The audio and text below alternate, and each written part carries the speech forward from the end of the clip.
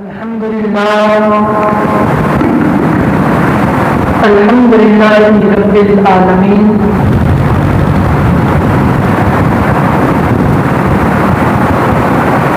حمد الشاکرین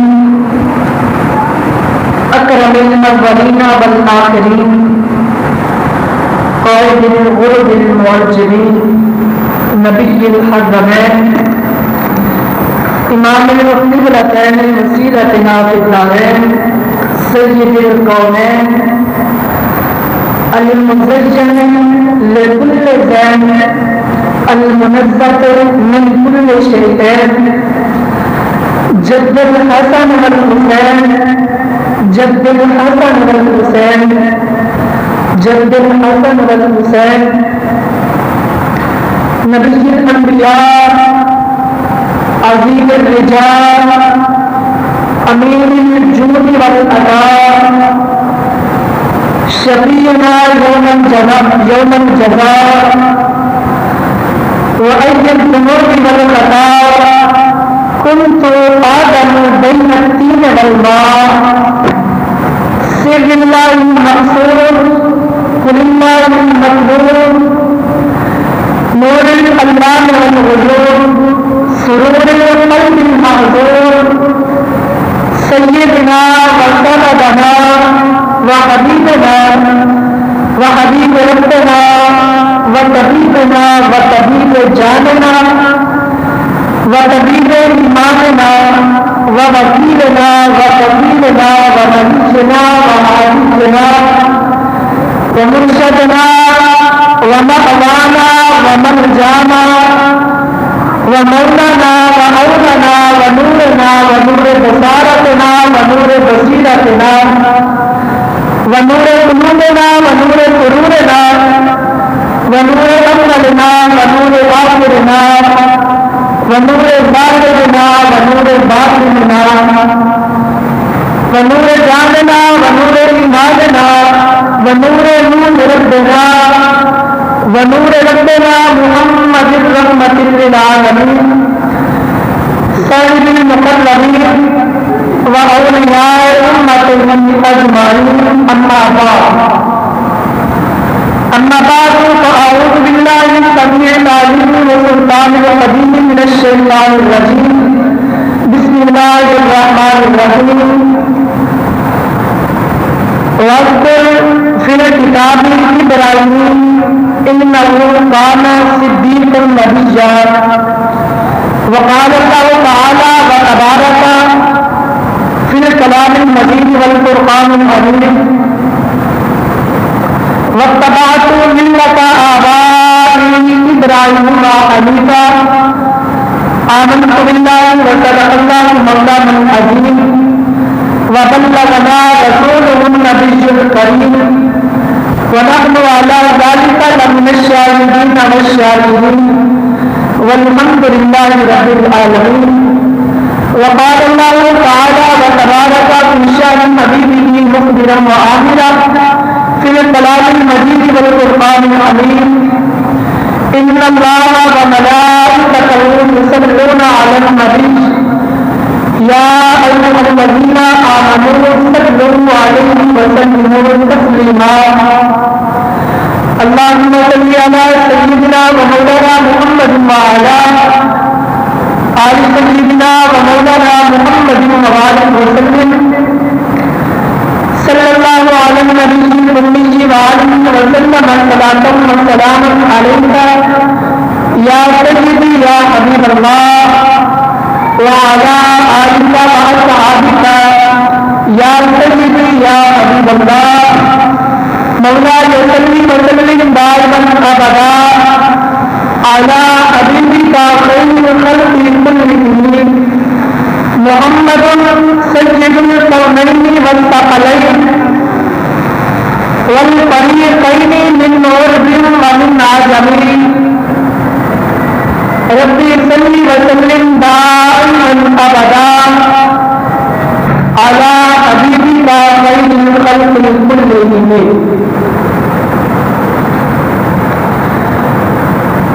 تمام تعریف و توفیق اللہ جل مجدہ کریم کے لیے جو کہ خالق کائنات بھی ہے اور مالک شہنشاہ بھی ہے، اللہ جل شانہ کے حمد و ثنا کے بعد اللہ کے معبود دارائے کل وجود ختم الرسل خاتم الکل نبی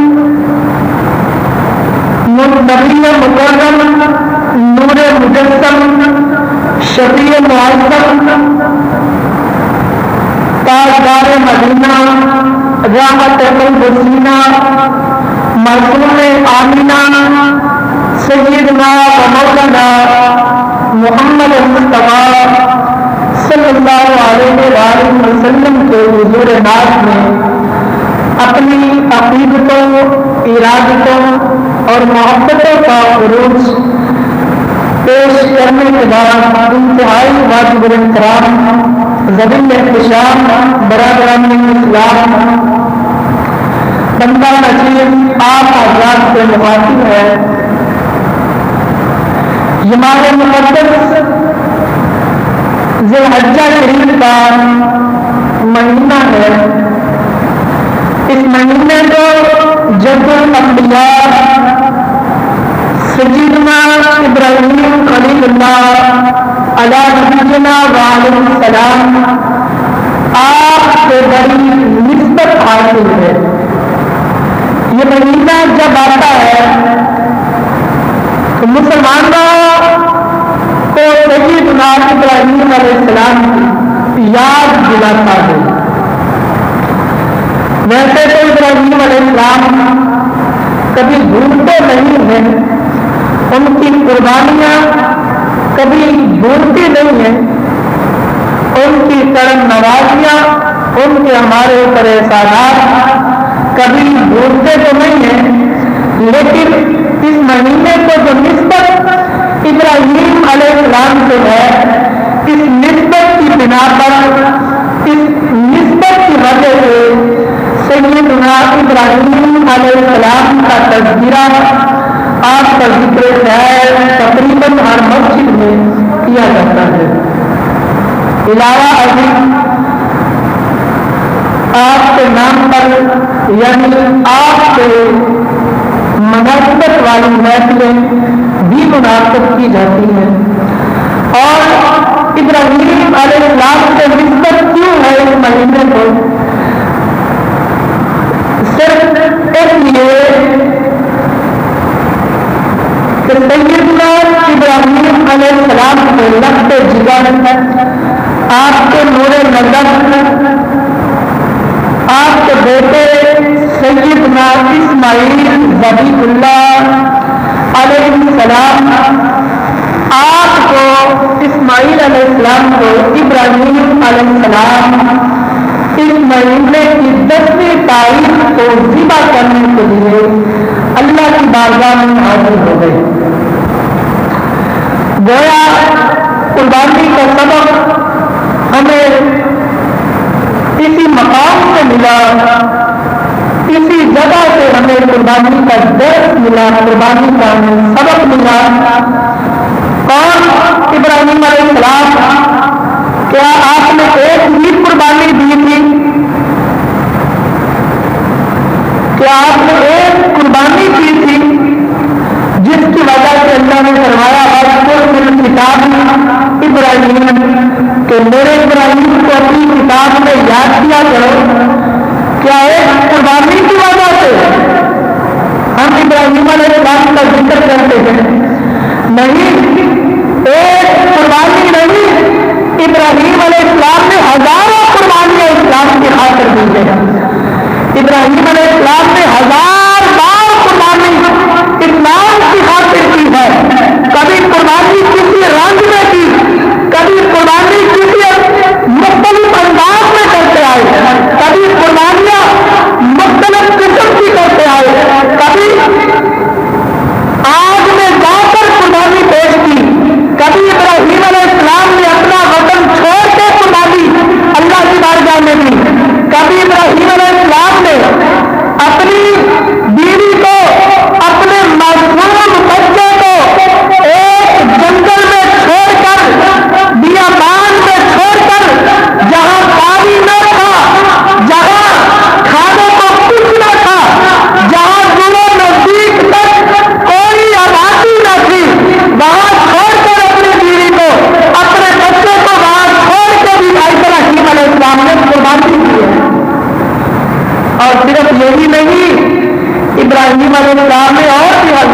قربانیاں دی ہیں.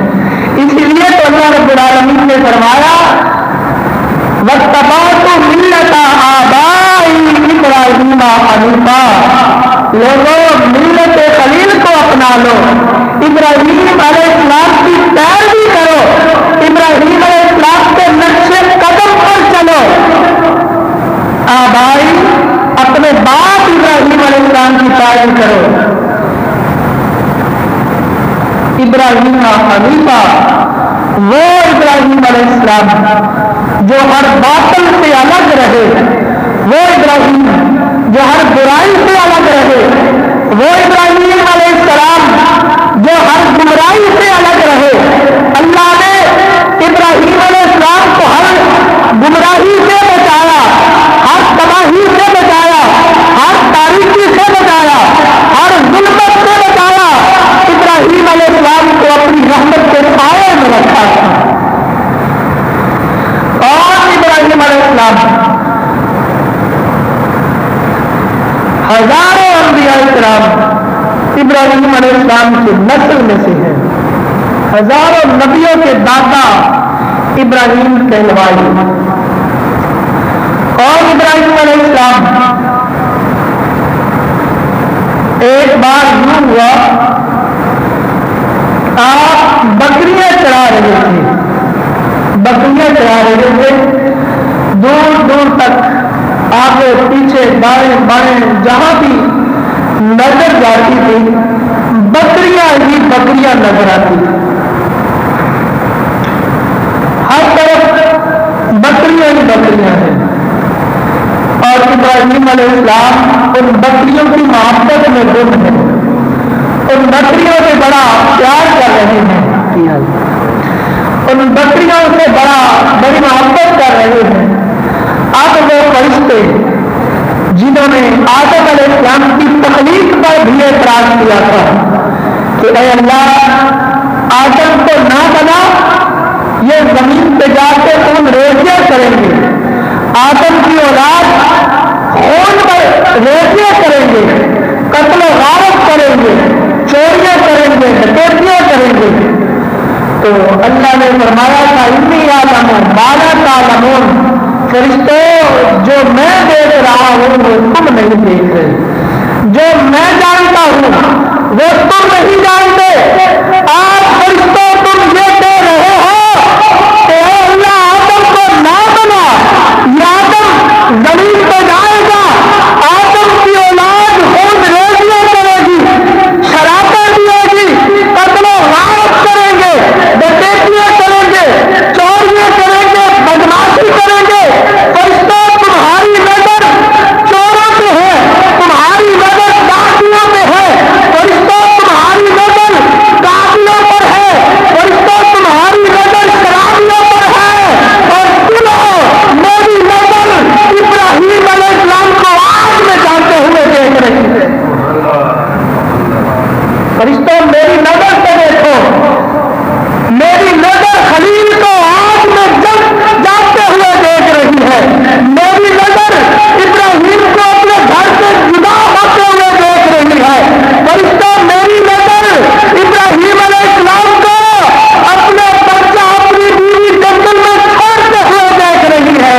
فرشتوں سنو میری نظر ابراہیم علیہ السلام کو اپنا بیٹا قربان کرتے ہوئے دیکھ رہی ہے. اسی لیے فرمایا انی اعلم ما لا تعلمون، فرشتوں جو میں جانتا ہوں وہ تم نہیں جانتے.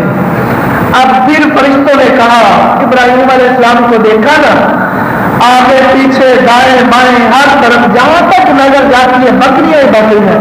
اب پھر فرشتوں نے کہا اے اللہ تو بڑے دعوے کرتا تھا، تو بڑے دعوے کرتا تھا کہ میری نظر سے دیکھو میرا خلیل ہوگا، وہ مجھ سے بڑا پیار کرے گا، میری خاطر اپنے بچے کو ذبح کرے گا، میری خاطر بچے کو اپنے سے دور کرے گا، بیوی سے جدا ہو جائے گا، بیوی بچے کو جنگل کی آباد میں چھوڑے گا. اللہ تو بڑے دعوے کرتا تھا، اب دیکھ رہا تیرا خلیل ہے. دعویٰ ہے خلیل اللہ کا، اللہ کا دوست ہونے کا دعویٰ ہے، لیکن پیار بکریوں سے کر رہا ہے، محبت بکریوں سے کر رہا ہے. اب بتا اللہ تیرا وہ دعویٰ کدھر گیا؟ اللہ نے فرمایا فرشتوں اس نے دعویٰ کیا خلیل اللہ ہونے کا، ابراہیم میرا خلیل ہے، ابراہیم میرا دوست ہے، دوست کیا خوب دوستی کا صلہ دیتے ہیں۔ فرمایا میرا دوست ہے ابراہیم، ذرا جا کے پوچھو تو صحیح، اب بکریوں سے پیار تو نہ کہا ہے میرا خلیل، لیکن میرے خلیل کے سامنے جا کے میرا نام تو لو، میرے ابراہیم کے سامنے جا کے ذرا میرا تذکرہ تو کرو، میرے خلیل کے سامنے جا کے میرا نام تک تو لو، جا کے مجھے پکارو تو صحیح ابراہیم کے سامنے، جا کر میرا ذکر کرو تو صحیح خلیل اللہ کے سامنے۔ فرشتوں نے کہا اے اللہ ہم جا کر تیرا نام کیسے لے؟ وہ تو بکریوں کی محبت میں گم ہے۔ فرمایا نہیں ایک بار ذرا جاؤ نا۔ فرشتوں نے کہا ٹھیک ہے اگر تیری یہی خواہش ہے ہم جاتے ہیں۔ فرشتے آ گئے خلیل اللہ کے پاس، فرشتہ آیا کس حال میں آیا؟ کپڑے پھٹے ہوئے، پرانے کپڑے، بال بکھرے ہوئے، داڑھی مبارک پہ گرد و غبار، پاؤں میں جوتی ٹوٹی پھوٹی، ہاتھ میں کانٹا اور گردن میں تسبیاں لٹکائی ہوئی، ہاتھ میں دوسرے ہاتھ میں سوٹی پکڑی ہوئی، ڈنڈا پکڑا ہوا، لاٹھی۔ ابراہیم علیہ السلام کے پاس آ کے تسبیح پڑھی سبحان ذی الملک والملکوت، سبحان ذی العزت والعظمت والہیبت والقدرت والکبریاء والجلال۔ یہ تسبیح فرشتے نے آ کے پڑھنی تھی، بھول گئی بکریاں خلیل کو، گیا پیار بکریوں کا، خیال دماغ سے نکل گیا بکریوں کا، کہا یارا میرے یار کا ذکر ذرا دوبارہ سنانا۔ یہ جو تسبیح تم نے ابھی پڑھی ہے نا یہ تسبیح مجھے دوبارہ سنا دے۔ اب اس فرشتے نے کہا کہ اے خلیل میں سائل ہوں، میں مانگنے والا ہوں، منگتا ہوں۔ کون ہوں؟ منگتا ہوں۔ آیا کس کے پاس فرشتہ منگتا بن گئے؟ ابراہیم علیہ السلام کے پاس۔ سوچیے ذرا کسی سے مانگنا جائز ہے؟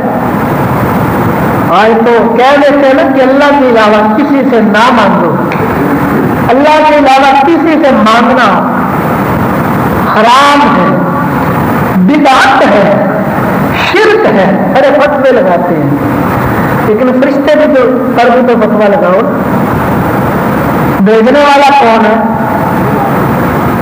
اس پہ کیا فتوا چلے گا؟ آیا کس کے پاس؟ اللہ کے نبی پر، اور نبی بھی جو نبیوں کا دادا نبی ہے، جد الانبیاء جو کہلایا وہ نبی ابراہیم، وہ ابراہیم جن کی ملت پہ چلنے کا ہمیں حکم دیا ہے، وہ تباہ تو ملت آبائی ابراہیم ہے، ہمیں حکم دیا کہ لوگوں ملت خلیل کی پیروی کرو، میرے ابراہیم کے نقشے قدم پر چلو۔ بھیجنے والا اللہ، آنے والا فرشتہ جس کے پاس آیا وہ اللہ کا نبی خلیل اللہ۔ بتائیے اب ان تینوں کے اوپر کیا کیا ہم فتوے لگائیں گے؟ سنیوں پر تو فتوے آتے ہیں شرک کے، سنی مشرک ہو گئے، سنی بدعتی ہو گئے، یہ حرام کہتے ہیں۔ اب ان تینوں پہ کیا فتوائیں؟ کہا ابراہیم علیہ السلام نے کہ میری یاد کی تصویر ذرا مجھے دوبارہ سنانا۔ رشتے نے کہا، سائل نے کہا کہ اے ابراہیم میں مانگنے والا ہوں، میں سائل ہوں، میں تو فقیر ہوں، دیکھ نہیں رہے ہو میرے ہاتھ میں کانٹا ہے، خیرات والا جو خیرات ملتی ہے کانٹے میں ڈالتا ہوں، ذرا تیری جھولی میں خیرات تو ڈال، خیرات ملے گی تو سائل دوبارہ سنائے گا۔ اب دیکھیے خلیل اللہ کی محبت۔ اگر آج ہم اعلان کریں نا کہ اللہ کی رضا کی خاطر اللہ کے گھر کی خدمت کرو، اللہ کے دین کی خدمت کرو، اللہ کے نام میں مسجد کی خدمت کرو، ہم اپنی جیب میں سے روپے نکالتے ہیں نا ان میں سے دیکھتے ہیں کہ پرانا نوٹ کون سا ہے، जो पुराना फटा हुआ नोट होगा ना जिसके ऊपर इतनी इतनी मैल होगी वो मस्जिद में दे देते हैं। लेकिन इब्राहिम की मोहब्बत देखो, फरिश्ते से कहा कि है साहिब सुन, अगर तू कुछ ले कर मुझे मेरे यार का जिक्र सुनाएगा ना, फिर ले, आधी बकरियां तेरी आधी मेरी, मेरे यार का जिक्र फिर सुना दे। फरिश्ते ने कहा अच्छा सुन। फिर तस्बीह पढ़ी, सुबहान अज़िल मुल्की वल मलकूत, सुबहान अज़िल इज़्ज़ती वल अज़मती वल हैबती वल कुदरती वल किबरियाई वल जबरूत। फिर तस्बीह सुना दी। अब इब्राहिम ने कहा यार फिर सुना ना, अभी तो दिल भरा नहीं है, अभी तक तो सुकून नहीं मिला। देखिए वो यार का जिक्र सुनते थे तो सुकून हासिल करते थे, हम यार का जिक्र करके भी बेसुकून होते हैं। हम तो उसका जिक्र करके बेसुकून होते हैं। क्यों सुकून होते बेसुकून होते हैं? हमने अपना सुकून खुद उतार लिया है, हमने अपना सुकून खुद बर्बाद कर लिया है। हम पर नमाज रहे होते हैं लेकिन हमारा ध्यान कहाँ होता है? कभी नमाज में हमारा ध्यान अल्लाह की तरफ होता है मुकम्मल तौर पे? कभी यकसुई आती है? हज़रत अली की पिंडली में तीर लगा ना, तीर खींचने लगे, बड़ी दर्द हुई, बड़ी तकलीफ हुई, पर मैं रहने दो, तीर मेरी पिंडली में लगा हुआ है ना जो, ये लगा रहने दो। लोगों ने कहा कि वो आपको बड़ी दर्द होती है, ये निकाल लेने दे, वक्ती तौर पे कुछ दर्द होगी, ज्यादा हो कम हो, वक्ती तौर पे दर्द होगी, ये निकल जाएगा, फिर आप ठीक हो जाएंगे, जख्म भर जाएगा। आपने फरमाया कि नहीं, जितनी भी होती है बर्दाश्त नहीं होती, तीर रहने दो, ना खींचो।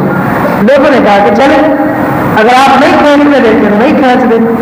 नमाज पढ़ रहे थे, जब नमाज में थे सजदे की हालत में थे, लोगों ने वो तीर खींचा, उनका फवारा तो निकला लेकिन आपने नमाज नहीं तोड़ी। ध्यान नमाज से हटा नहीं, नमाज पढ़ ली। नमाज पढ़ने के बाद आपने ध्यान किया कि वो गीली गीली चीज है, देखा तो खून था।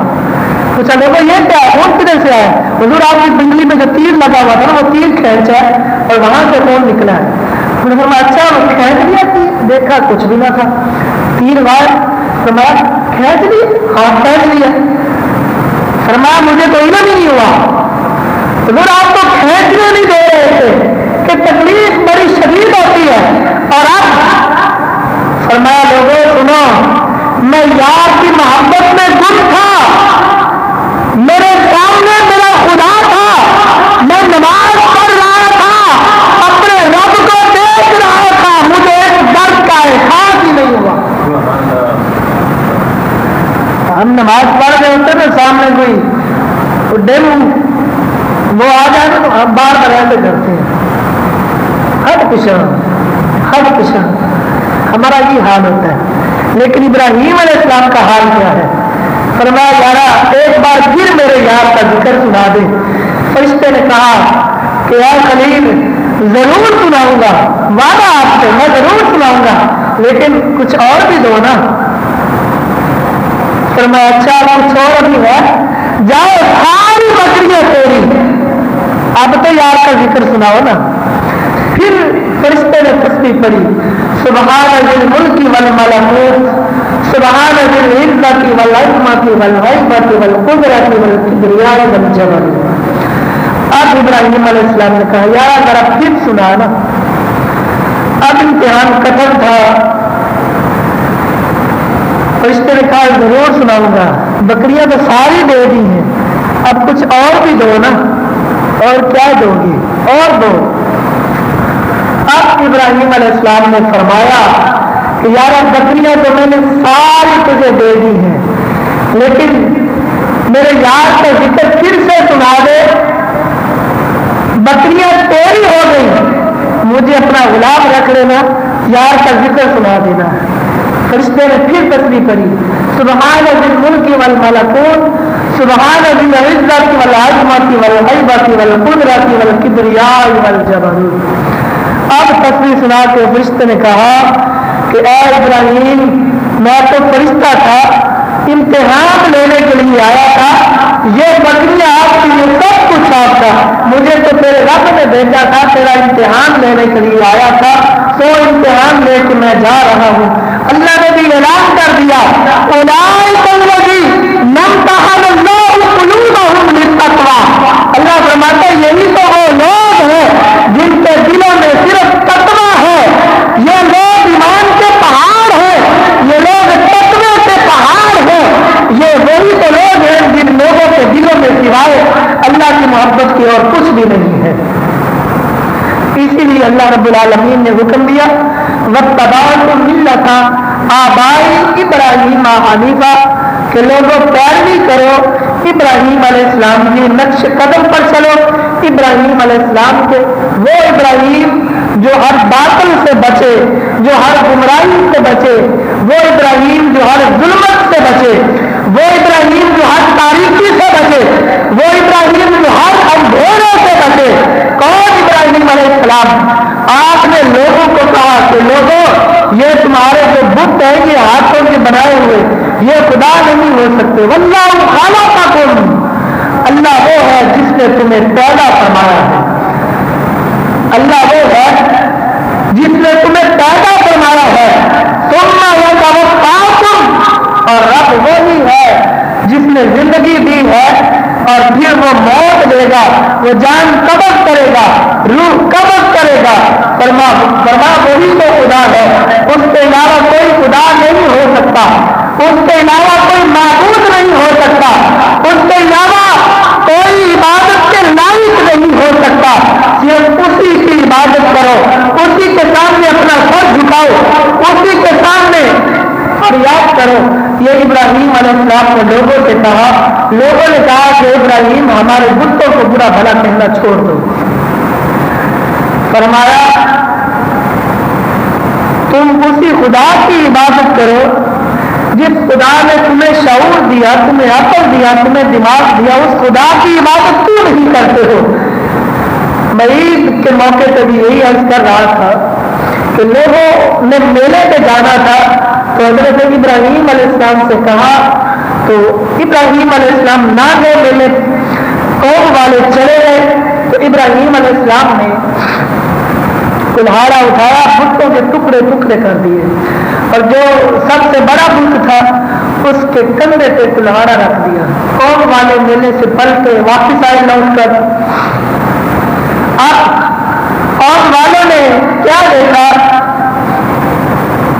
کہ بت کنے میں جتنے بھی بت ہیں سب کے ٹکڑے ٹکڑے ہیں. کسی کا ہاتھ نہیں, کسی کی لاش نہیں, کسی کی ناک نہیں, کسی کا کان نہیں. عجیب و غریب حالت. اور جو سب سے بڑا بت تھا اس کے کندھے پہ کلہاڑا رکھا ہوا. لوگوں نے کہا کہ اتنا بڑا ظلم یہ کون کر سکتا ہے, اتنی بڑی زیادتی ہمارے خدا کے ساتھ کون کر سکتا ہے. تو کچھ لوگوں نے کہا, نوجوانوں نے کہا کہ ہم نے ابراہیم کو سنا تھا وہ کہہ رہے تھے کہ میں تمہارے بتوں کے ساتھ ضرور برا کروں گا, تمہارے بتوں کی ضرور توڑ پھوڑ کروں گا, پوچھئے اس سے. تو ابراہیم علیہ السلام کو بلایا گیا. خلیل اللہ علیہ السلام آ گئے. لوگوں نے کہا کہ اے ابراہیم بتائیے یہ کام آپ نے کیا ہے. تو ابراہیم علیہ السلام نے کہا مجھ سے پوچھنے کے بجائے اپنے خدا سے کیوں نہیں پوچھتے ہو؟ جو سوال مجھ سے کر رہے ہو یہ سوال اپنے بتوں سے کیوں نہیں کرتے ہو کہ بتاؤ تمہارے ساتھ زیادتی کس نے کی ہے, بتاؤ تمہارے ساتھ ظلم کس نے کیا ہے, بتاؤ تمہارے ٹکڑے ٹکڑے کس نے کیے ہیں. لوگوں نے کہا کہ ابراہیم تم جانتے ہو نا کہ یہ تو بت ہے, یہ بول نہیں سکتے, یہ کیا جواب دیں گے. آپ نے فرمایا ظالموں, جو جواب نہیں دے سکتے وہ خدا نہیں ہو سکتے, جو جواب نہیں دے سکتے وہ معبود کیسے ہو سکتے ہیں, جو اپنی حفاظت نہیں کر سکتے وہ تمہاری حاجت روائی کیسے کر سکتے ہیں, جو اپنی حفاظت نہیں کر سکتے وہ تمہاری مشکل کشائی کیسے کر سکتے ہیں, جو اپنا خیال نہیں کر سکتے وہ تمہارا خیال خاص کریں گے. اور ظالموں جو اپنی حفاظت نہ کرے وہ خدا ہی نہیں ہوتا. خدا تو ہوتا ہی وہ ہے جو تمہاری بھی حفاظت کرتا ہے, جو ہماری بھی حفاظت کرتا ہے. فرمایا اس خدا کو کیوں نہیں پوچھتے ہو. جب ابراہیم علیہ السلام نے یہ بات فرمائی کہ جو اپنی حفاظت نہیں کر سکتا، تمہارے سوالوں کا جواب نہیں دے سکتا، وہ خدا کیسے ہو سکتا ہے؟ اب قوم والے لاجواب ہو گئے، گردنیں جھکا دی، نظریں نیچی کر دی، قوم والے پریشان ہو گئے کہ اب ابراہیم کو کیا کہیں، کیا جواب دے کہیں۔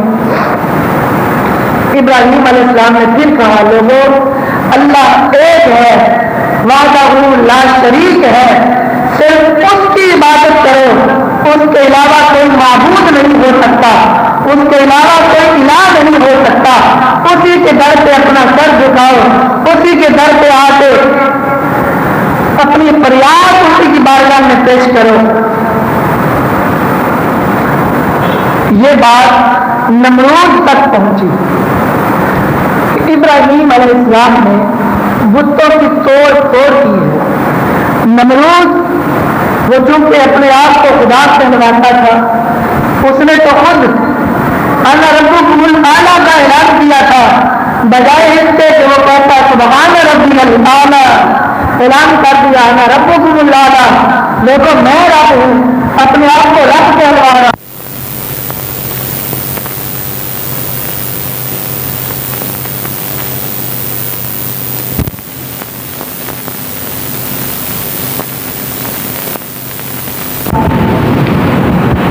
نمرود نے کہا کہ اے ابراہیم کیا مجھے تم رب تسلیم نہیں کرتے ہو؟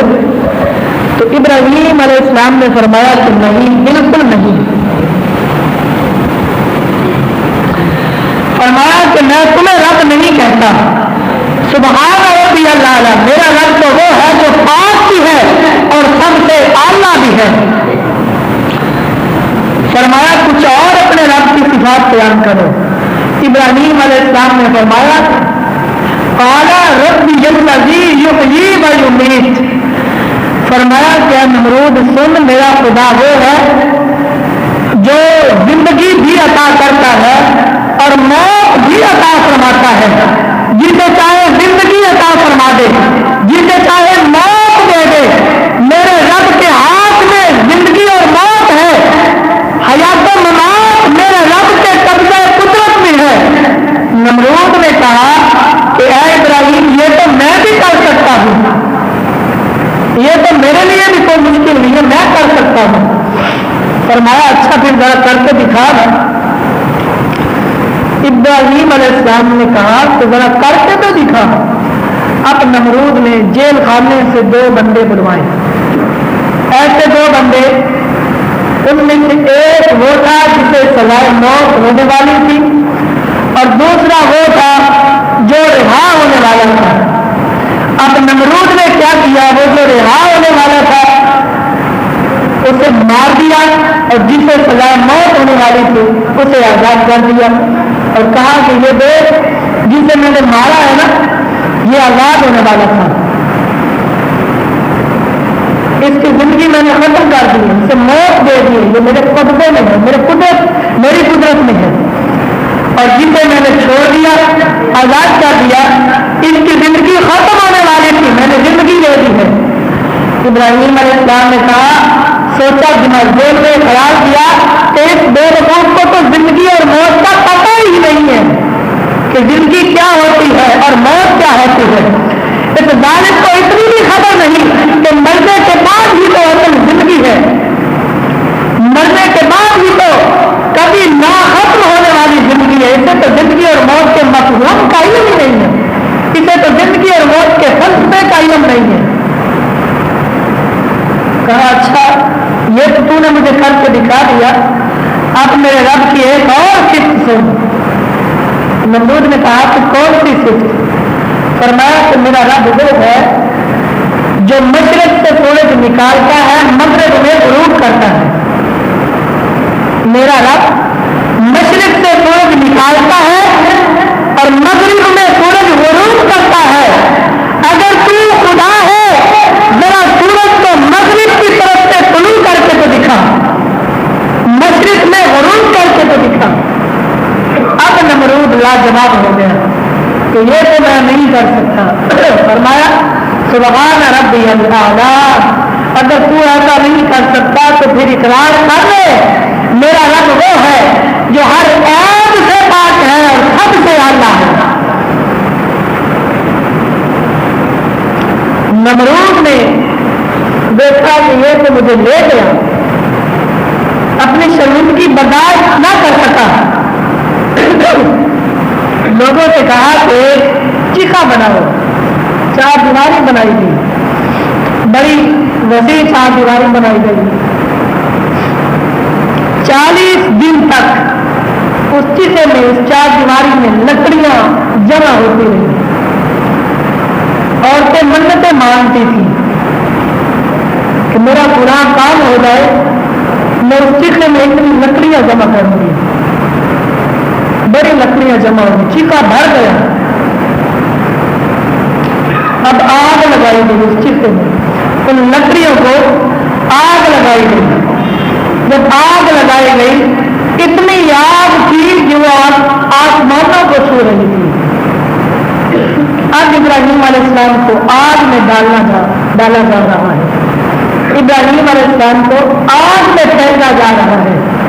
ادھر سے فرشتہ آ گیا، فرشتے نے کہا کہ اے ابراہیم اگر حکم دے تو میں اتنا پانی بہا دوں کہ یہ آگ ختم ہو جائے۔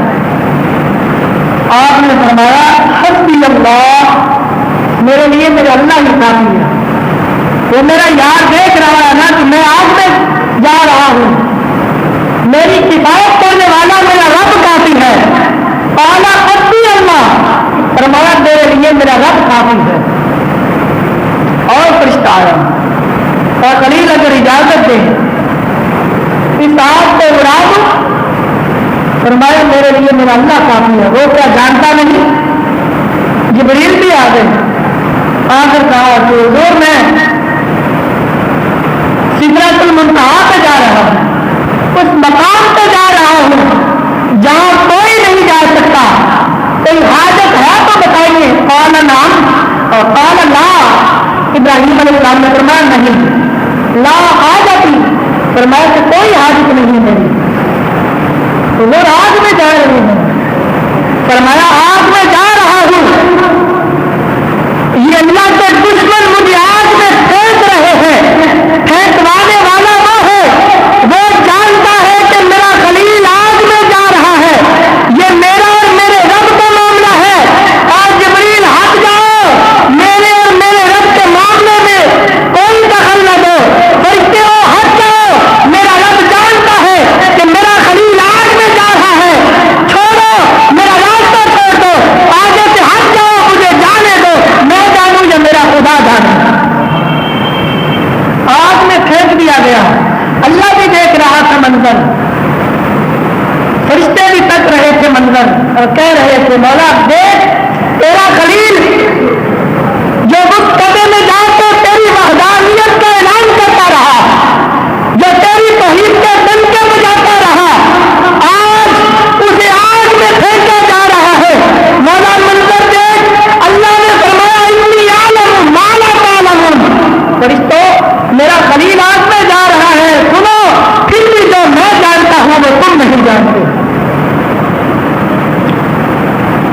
فرمایا کہ میرے ابراہیم کی پیشانی میں نور مصطفیٰ چمک رہا ہے، یہ آپ کی ہمت نہیں ہے کہ میرے خلیل کو جلا دے۔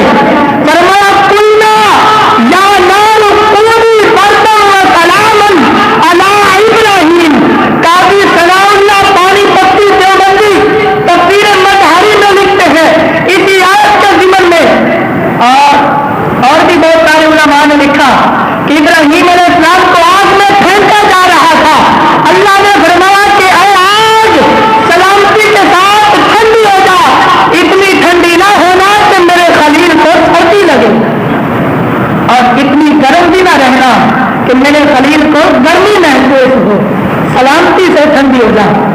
تفسیر مظہری میں لکھتے ہیں اگر اللہ نے یہ نہ کہا ہوتا کہ اے آگ سلامتی سے ٹھنڈی ہو جا، تو قاضی ثناء اللہ لکھتے ہیں کہ قیامت تک آگ بجھ جاتی، قیامت تک آگ ٹھنڈی ہو جاتی، آگ کی تپش ختم ہو جاتی۔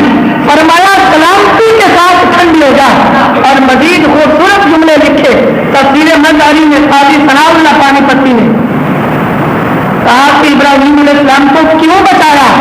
सिर्फ इसीलिए कि इब्राहिम अलैहिस्सलाम की पेशानी में नूरे मुस्तफा चमक रहा था। अल्लाह को यह गवारा न था कि जिस पेशानी में नूरे मोहम्मदी चमक रहा है उस पेशानी को, उस जिस्म को ये आग जला दे। फरमाया है आग तुमने मेरे खलील को मत जलाना, इसकी पेशानी में नूरे मोहम्मदी चमक रहा है। ये अगर मेरी बात हो तो मैं मुजरिम हूँ, किसी सुन्नी की बात हो मैं मुजरिम हूँ। जो बंदियों की अकातिल मौलवी सनाउल्लाह पानी पट्टी ने लिखा, तफसीर मदनी में ना हो तो मैं जिम्मेदार हूँ। उसने कहा कि आग तेरी तुझमें इब्राहिम आए हैं, इब्राहिम की पेशानी में नूरे मुस्तफा चमक रहा है। खबरदार सलामती से मेरे खलील पर ठंडी हो जा, इतनी भी ठंडी ना होना कि मेरे खलील को सर्दी लगे। और फिर इब्राहिम अलैहिस्सलाम उस आग में गए, आग ठंडी हो गई। तफसीर तिबयानुल कुरान में है इब्राहिम अलैहिस्सलाम उस आग में कई दिन रहे। अल्लाह रब्बुल आलमीन ने फरिश्ते की ड्यूटी लगा दी, फरिश्ते को हुक्म दे दिया कि यार फरिश्ते मेरे खलील को खाना भी पहुंचाना है, मेरे खलील को पानी भी पहुंचाना है, मेरे खलील पे साया भी रखना है। फरिश्ते की ड्यूटी लगा दी गई।